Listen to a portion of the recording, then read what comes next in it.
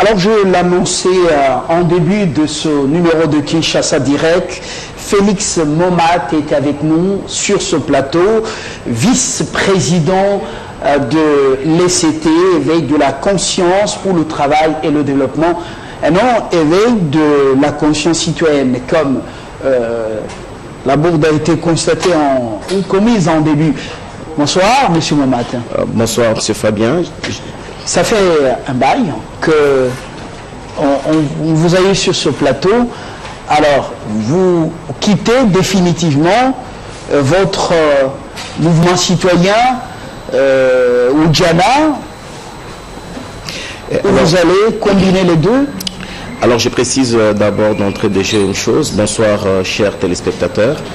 Je suis premier vice-président de l'Éveil de la conscience pour le travail et le développement parce qu'il existe un deuxième vice-président.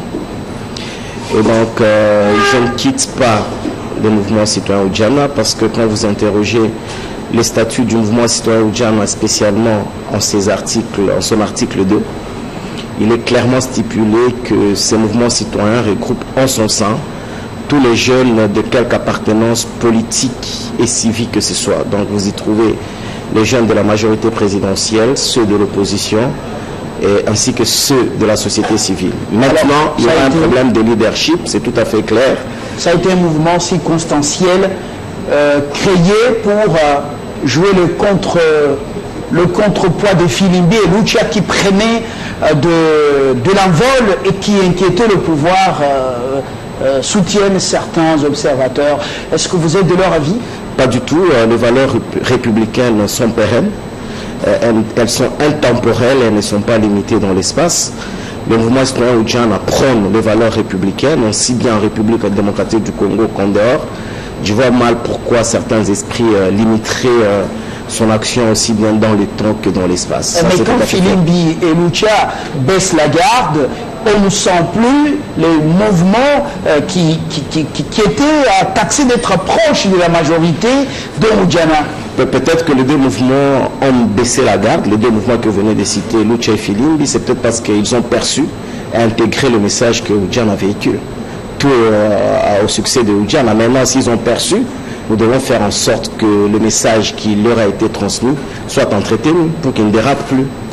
C'était le parti de la lampe allumée, ou la lampe de votre parti est-elle toujours allumée ou éteinte depuis longtemps? Lorsqu'on allume une lampe, on ne la met pas sous le boisseau. Et parce qu'on ne la met pas sous le boisseau, on la met à la surface, non seulement pour qu'elle éclaire, mais beaucoup plus pour veiller à ce qu'elle ne s'éteigne pas. Il est tout à fait clair qu'à un certain moment, la lampe n'a plus éclairé comme avant. Voilà pourquoi le collège des fondateurs s'est réuni en session extraordinaire ici à Kinshasa, du 7 au 13 avril 2018, pour lever à certaines options qui feront en sorte que cette lampe s'allume davantage et de plus en plus. Et qui a éteint la lampe de votre parti? Nous ne sommes plus au niveau de se rejeter mutuellement les responsabilités. Je pense que ce qui est passé est passé. Maintenant, nous devons travailler pour la pérennisation du régime. Nous devons travailler en faveur de la victoire électorale. Nous sommes en pleine période électorale. Pérennisation du régime? Quel régime? Le régime kabyliste, bien sûr. Vous connaissez un autre? C'est le seul projet de société vendable aujourd'hui. Comment allez-vous le pérenniser? Via les élections, évidemment. Mais il faut, nous sommes dans une démocratie. Le bilan au peuple. Nous sommes dans une démocratie. Évidemment. Le bilan est là. Moi, je suis un bilan. Moi qui vous parle, je suis un bilan du régime. Ah voilà. Peut-être que ça sera le moment de tracer ce bilan et le présenter au peuple. Ce n'est pas maintenant. Nous revenons à votre parti. Ouais. Vous êtes premier vice-président. Ouais. On sent que, on a senti que le parti dormait, la lampe éteinte, et maintenant il faut réactiver, il faut rallumer la lampe. Justement. Quelle est votre vision à l'heure de bouleversement sur la scène politique? Donc j'ai parlé de cette session du collège des fondateurs qui a eu lieu il y a quelques jours à Kinshasa. Plusieurs résolutions ont été prises. Je ne veux pas rappeler ici les 18 résolutions, mais tout de suite je vais prendre le plus fondamental qui va rencontrer votre préoccupation. La première, c'est notre réaffirmation de notre loyauté à l'autorité morale de la majorité présidentielle, son Excellence Joseph Kabila. Cela signifie que Joseph Kabila a une vision et l'ECT travaille désormais sur cette vision. Et la vision de Joseph Kabila est connue, c'est un Congo émergent, c'est la révolution de la modernité, c'est un Congo plus fort qu'avant, c'est l'unité, c'est la souveraineté, c'est l'intégrité territoriale. L'ECT affûtera ses armes par rapport à ces visions. Notre deuxième résolution, c'est notre appartenance à la majorité présidentielle. Il est dès lors admis que nous avons ratifié la charte de la majorité présidentielle en juillet 2011 lors de notre lancement officiel à Kinshasa. À ratifier cette charte, nous avons cru à la majorité présidentielle et nous continuons à croire à la majorité présidentielle. Beaucoup de choses ont été faites, peu n'ont pas été faites. Nous allons cette fois-ci nous lancer pour la pérennisation du régime. Je le disais, la majorité présidentielle doit survivre. Et plus qu'aujourd'hui, ça signifie arracher le maximum de sièges dans la législature prochaine et diriger le pays au plus haut sommet du pays. Maintenant, comment y arriver? L'ECT appartient à un regroupement électoral qu'on appelle AAB. Ça signifie Action Alternative pour le Bien-être. AAB. AAB, Action Alternative pour le Bien-être. C'est donc au sein de ces regroupements politiques électoraux qui est membre de la majorité présidentielle que l'ECT présentera ses candidats aussi bien au législatif national qu'à la députation provinciale. Mais pour y arriver, qu'est-ce qu'il faut faire? Il faut d'une part continuer avec l'implantation du parti, parce qu'il ne faut pas oublier que c'était été créé dans un format de 11 provinces. Aujourd'hui, nous sommes à 26 provinces. Mais d'autre part, il faut joindre à cet impératif d'implantation l'exigence de gagner les élections. Est-ce que vous êtes pour gagner les élections? Dans toutes les 11 provinces, honnêtement? Non, honnêtement, nous ne sommes pas dans toutes les 11 provinces. Nous alors, quelle est la province la plus active? Nous couvrons 60%. La plus active avec votre parti? Nous couvrons, je reviens à votre question, nous couvrons 60% dans l'ancien format de 11 provinces. Nous sommes très actifs dans l'espace Grand Katanga, nous sommes très actifs au Nord Kivu, nous sommes très actifs au Sud Kivu, nous sommes très actifs au Maniema, nous sommes très actifs dans l'espace ancien province orientale, nous sommes très actifs dans le Congo central, nous sommes très actifs ici dans la capitale à Kinshasa et dans les Kasaï oriental ancien format. Et voilà. Donc sur les 11 provinces ancien format, le Congo central, les 7 provinces. On vous sent avec Mavungu, justement, je salue. Le vieux Mavungu, qui est le promoteur ou le président de voilà, d'un grand club oui, voilà. Et qui a même son stade. Donc Mavungu, qui est le président provincial de votre parti. Alors on revient à cette vision. Premièrement, que devient le président? Parce que ce parti était dirigé par Félix Kabange. Évidemment, on a pris une résolution au collège des fondateurs qui a constaté l'incompatibilité constitutionnelle qui frappe le camarade Félix Kabange parce qu'il est membre du gouvernement. Nous avons mis en place un leadership qui va nous conduire jusqu'aux élections. Mais il est autorité morale de votre parti? Chez nous, à l'ECT, l'autorité morale n'existe pas. Sur pied de l'article 35 de la Constitution, de nos statuts, je m'excuse, sur pied de l'article 35 de nos statuts, c'est le collège de fondateurs qui est l'autorité morale de l'ECT. Et qui est le président maintenant? Le président maintenant, c'est l'honorable Baïchoua. Et que devient l'ancien président du parti, mais qui reste au gouvernement pour raison d'incompatibilité? Ça signifie, il a été dit au collège de fondateurs que lorsque son incompatibilité sera levée, le collège de fondateurs se réunira. C'est ça qui a été décidé. Pour décider de son sort? Bien évidemment. Alors, implanter le parti, on se limite là-bas, avec quels moyens? On implante le parti à la veille des élections. Vous le croyez possible? Non, vous m'avez très mal saisi. J'ai dit ceci et je vais me répéter, que nous devons joindre l'impératif de la poursuite de l'implantation du parti, parce que nous avons été créés dans un format de 11 provinces. Maintenant, depuis 2015, nous sommes passés à 26 provinces. Justement. Donc la configuration géographique a tout à fait changé. Nous devons nous adapter. Et nous allons nous adapter en implantant le parti là où il n'existe pas encore. Dans les restes des provinces. Dans le reste des provinces. Justement, vous allez le faire à la veille des élections. Justement. Une tâche très ardue. Pas très ardue, pas très ardue. En même temps, c'est la campagne électorale. En même temps, implanter les partis dans on fait les deux. Les deux ne sont pas opposables. Ça signifie que pendant que nous sensibilisons sur le processus électoral, sensibiliser sur le processus électoral, c'est-à-dire quoi? C'est-à-dire sensibiliser sur les documents électoraux, le calendrier électoral, la loi électorale avec la problématique du seuil, la problématique de la machine à voter, le code de bonne conduite. Mais nous n'allons pas nous limiter à sensibiliser sur ces instruments électoraux. Nous allons aussi sensibiliser sur les instruments du parti, les statuts, le règlement d'ordre intérieur. Nous allons vendre notre projet de société que nous estimons aujourd'hui être portable et vendable. Mais au-delà de ça, nous allons aussi sensibiliser sur la Constitution. Donc, nous allons partir avec tous ces éléments dans un seul bateau pour essayer, encore une fois, de ramasser le maximum de troupes, le maximum de militants. Tous ces militants qui sont partis, qui doivent revenir pour que l'ECT regagne sa place dans le temps sur l'échiquier politique. Si je comprends bien, ce sera une implantation en pleine campagne. Non, en pré-campagne. Nous ne sommes pas encore pendant la campagne électorale. Le calendrier électoral fixe les tables de campagne électorale un mois avant la date fixée pour les élections. Donc la campagne électorale c'est au mois de novembre. Nous n'en sommes pas encore là. Alors, le président Joël Kabila, qui est l'autorité morale de votre famille politique, majorité, n'a pas encore choisi son dauphin.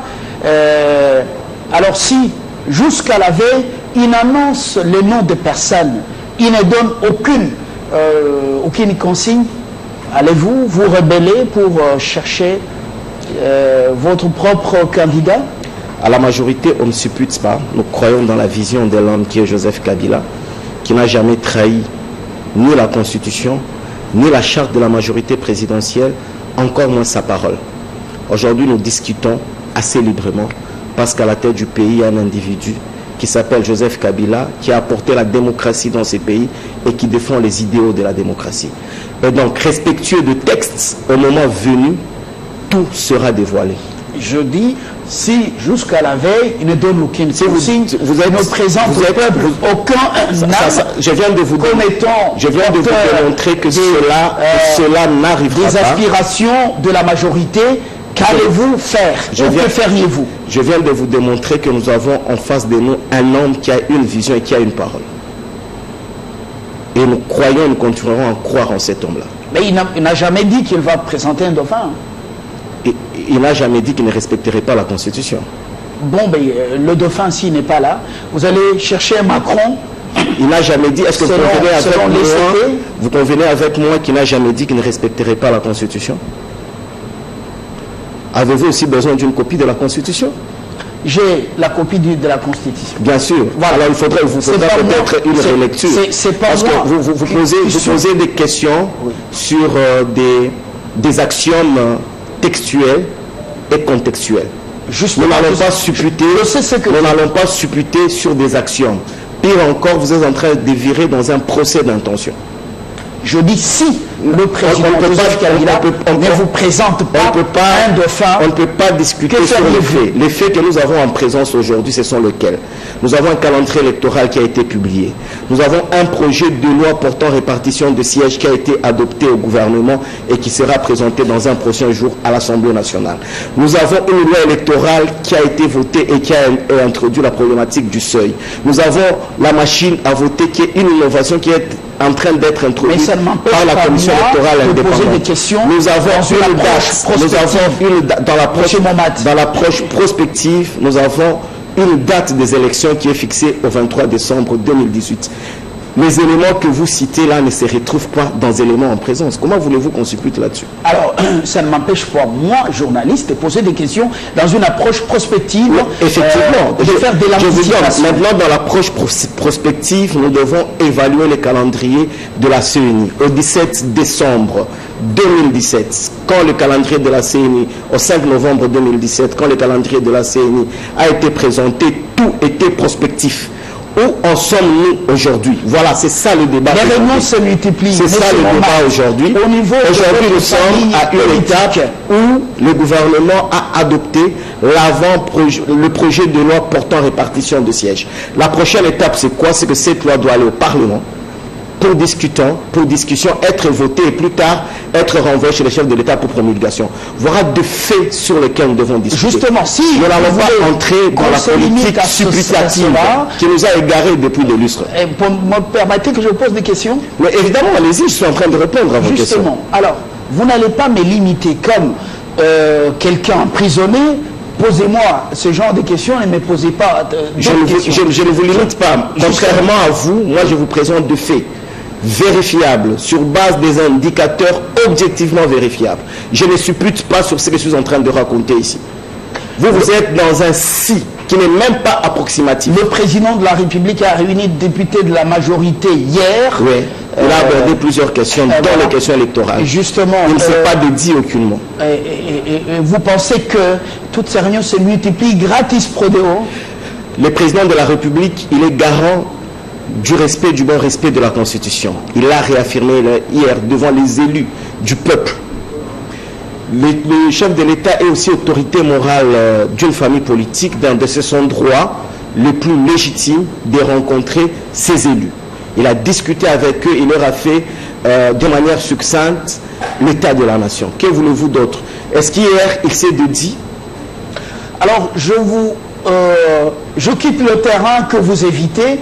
Parce je n'évite aucun terrain. Déjà, quand on parle d'une surprise, Joseph Kabila, le moment venu, ne vous présente aucun dauphin. Maintenant, on rentre aux actions que vous voulez entreprendre déjà sur le terrain. Il y a l'éducation civique et électorale. Il y a des candidats qu'il faut préparer pour affronter d'autres dans des circonscriptions électorales. Il y a le problème des financements des différentes campagnes électorales. À quoi est-ce que vous allez vous atteler concrètement? À tout, mais de manière stratégique et planifiée. Ça signifie au sein de notre parti politique d'abord, ECT, il existe une commission de préparation des élections au sein de notre parti. Et cette commission, elle est divisée en sous-commissions. Par exemple, moi qui vous parle, je dirige la sous-commission budget et financement des élections. Ça, c'est une information que je vous donne. Nous avons une autre sous-commission qui s'occupe de la sélection de candidats et une autre sous-commission qui s'attelle au fichier électoral, etc. Donc, pour répondre clairement à votre question, ça signifie nous allons descendre sur terrain. Pas tous à la fois. Je ne vais pas dévoiler la stratégie de l'ECT ici. Nous sommes 6 membres au comité, mais les 6 membres ne constituent pas à eux seuls l'ECT. L'ECT, c'est tout le monde. Donc nous allons nous répartir les tâches et nous allons lutter de plus en plus sur ce qu'on appelle la bureaucratie politicienne ainsi que les médias. En fait, la politique s'est fait plus à Kinshasa sous les plateaux de télévision, les studios de radio. On pense qu'on fait de la politique. La politique, c'est sur le terrain. Nous devons aller vers les bases, discuter avec les bases, sensibiliser les bases. Beaucoup de gens s'offrent le plaisir à Kinshasa ici de parler au nom d'un prétendu peuple qu'ils n'ont jamais consulté. Ça devrait s'arrêter, mais pour consulter ces peuples-là, ces peuples doivent maîtriser la matière sur laquelle vous le consultez. Il faut le sensibiliser, il faut vulgariser le texte et après le consulter. Vous n'allez pas rejeter la machine à voter aujourd'hui sans que vous ne l'ayez cerné et pénétré par exemple. C'est justement la question, l'une des questions que je devais vous poser. L'ECT, quelle est sa position face à cette controverse sur la machine à voter, l'usage de la machine à voter? Dans une de nos résolutions prises à la session des fondateurs, nous avons réaffirmé notre soutien au processus électoral en République démocratique du Congo. Ensuite, l'ECT respectueux du texte, ça signifie que l'ECT respectueux de la Constitution. Nous estimons que l'organisation des élections en République démocratique du Congo est une compétence exclusive de la CENI. Ça, c'est d'abord des principes clairs. Maintenant, pour répondre spécifiquement à votre question sur la machine, sur la machine à voter, forces politiques et sociales. Pour répondre spécifiquement à votre question sur la machine à voter, je rappelle que le système La CENI a toujours fonctionné avec un système informatisé, un système électronique. Sinon, Fabien, dites-moi, comment avez-vous obtenu votre carte d'électeur si on n'a pas utilisé une machine? La compilation, la transmission des résultats, même leur tannissage, c'est fait via l'Internet, via des machines. Donc nous devons d'abord être clairs que la CENI a toujours travaillé avec des machines. Maintenant, parce qu'il y a des suspicions d'une certaine classe politique qui a désormais adopté comme projet de société la contestation tous azimuts, il est clair que la CENI a appelé à la certification des machines. Un appel d'offres a été lancé. Et moi, je pense, c'est un point de vue personnel, que la CENI devrait au même moment lancer l'appel à témoins au moment où on fait la certification de ces machines, mais aux témoins qualifiés. Quels témoins? Les témoins politiques, des partis politiques ou les témoins scientifiques? Non, c'est un problème technique. Vous n'allez pas aller certifier un instrument technique avec des idées préconçues politiquement. Tout est biaisé d'avance. Il s'agit d'une question éminemment technique. Mais la CENI doit continuer à offrir ses bons offices à tous ses partenaires. Ça signifie la société civile, ça signifie la classe politique, toute tendance, pour expliquer davantage les zones d'ombre qui entourent pour certains politiques la problématique de la machine à voter. La CENI devrait continuer à expliquer, à offrir ses bons offices. Alors, autre volet important, la double nationalité. Oui, le dossier se pose avec beaucoup d'acuité. C'est parmi les sujets de la rencontre Joseph Kabila, député majorité hier. Et le sujet, comment vous l'avez reçu chez vous? Je pense qu'à l'accord de la Saint-Sylvestre, les politiques qui étaient là, ils ont réaffirmé le principe de respect inconditionnel de la Constitution. Le chef de l'État, garant de la Constitution, a rappelé hier le respect inconditionnel de la Constitution. Donc je ne veux pas discuter sur des matières auxquelles tout le peuple congolais est soumis. La Constitution doit être respectée dans tous ses dispositifs et de manière intégrale.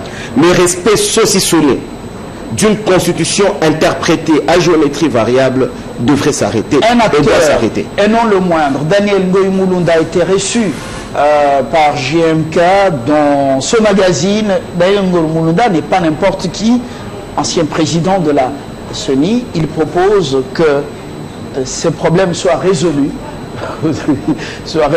par la Constitution.